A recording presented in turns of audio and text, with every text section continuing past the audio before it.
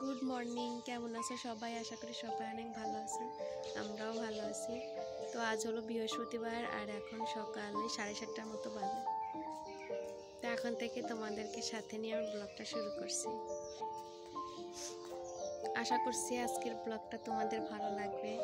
যদি ভালো লাগে তাহলে প্রথম থেকে শেষ পর্যন্ত দেখার অনুরোধ রইল। তো এই যে দেখো, আমার মাম্মাম শোনো আজ সকাল সকালে ঘুম থেকে উঠে পড়ছে। আমি উঠছি ওই 6টার দিকে, ঘুম থেকে উঠে উঠোন ঝাড় দিয়া তারপর থালা বাসন ধোয়া এগুলো সব হয়ে গেছে। তো তারপরে মামাম সোনা উঠছে। তো এখন আমি বলতেছি, মা একটু বাইরে নিয়ে ঘুরিয়ে নিয়ে এসো। বাবা তাকাও, হাসি দাও।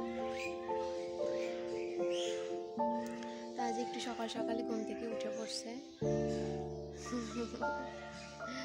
এই যে দেখো, সকালের এই দিকের পরিবেশটা অনেক সুন্দর থাকে, আমার তো ভীষণ ভালো লাগে। এখানে বেশ ভালোই ঠান্ডা পড়ে গেছে, বেশ ভালো বলতে বেশ ভালোই ঠান্ডা পড়ছে। তো সকালের দিকে ভীষণই ঠান্ডা পড়ছে। এই যে দেখো, মামা সোনাকে টুপি পরিয়ে দিয়েছি, সোয়েটার পরিয়ে দিয়েছি। না বাবা, গুড মর্নিং বলো তো।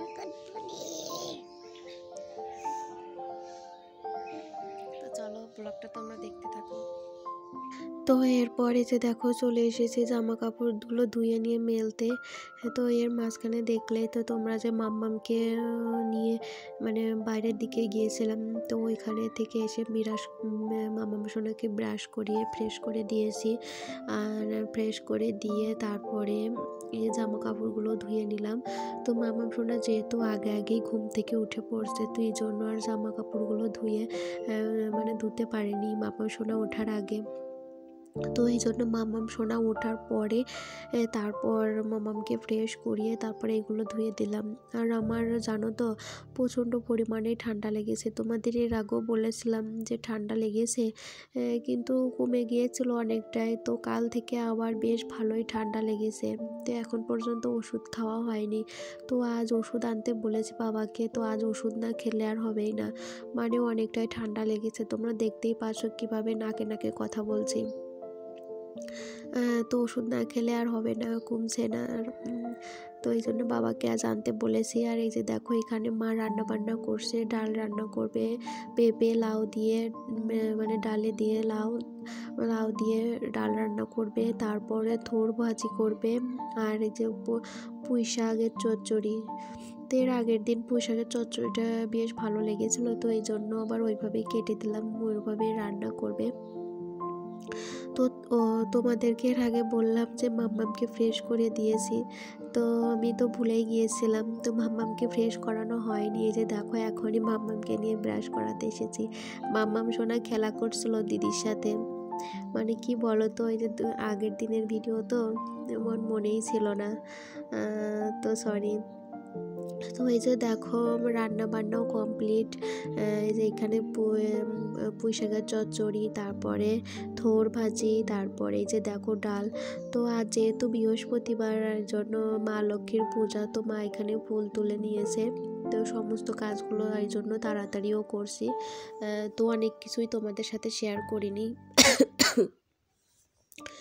তো অনেক কিছু তোমাদের সাথে শেয়ার করতে পারিনি, তো যে তাড়াতাড়ি করে কাজ করছি। তো সকাল সকালে একটু চান করব, যেহেতু ঠান্ডাও লেগেছে। তো অনেকটাই বিকেল হয়ে যায়, যে মামাম সোনাকে চান করিয়ে খাইয়ে ঘুম পাড়ানো, তো অনেকটাই বেলা হয়ে যায়, বলতে বিকেলই হয়ে যায়। তো আজ ভাবছি যে সমস্ত কাজ তাড়াতাড়ি সেরে তারপরে চান করে নেব।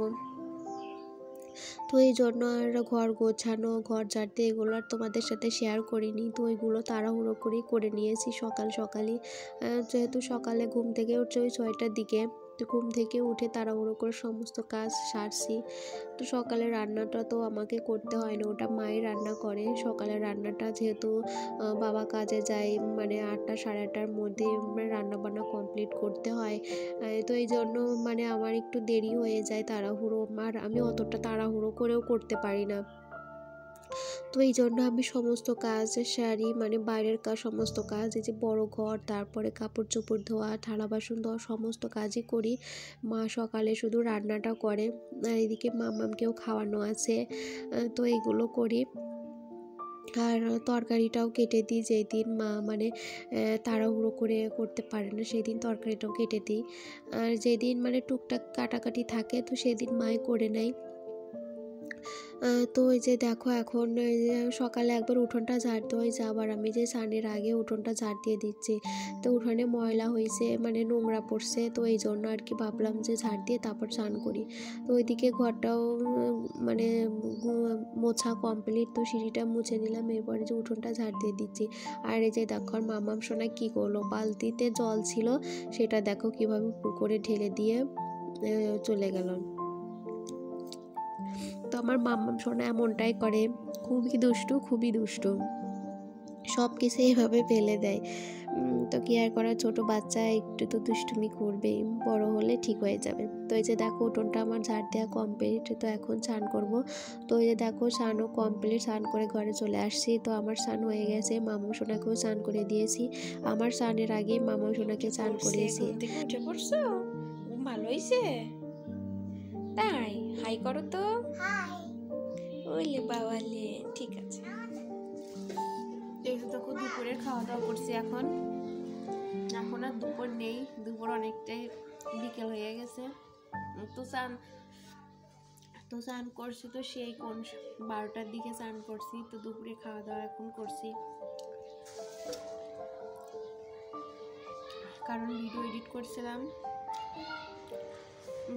করছিলাম। তারপর মামুর যে কালকে শপিং করতে গিয়েছিলাম, মামুর জন্য শপিং করেছি, তো সেগুলো নিয়ে একটা ভিডিও করলাম।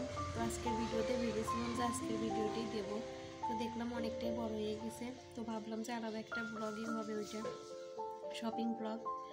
তো আজকের ভিডিওতে আর দিব না, তো পরের ভিডিওতে তোমরা দেখতে পাবে কী কী শপিং করলাম, কী কেনাকাটা করলাম, তো সেগুলো তোমরা পরের ব্লগে দেখতে পাবে।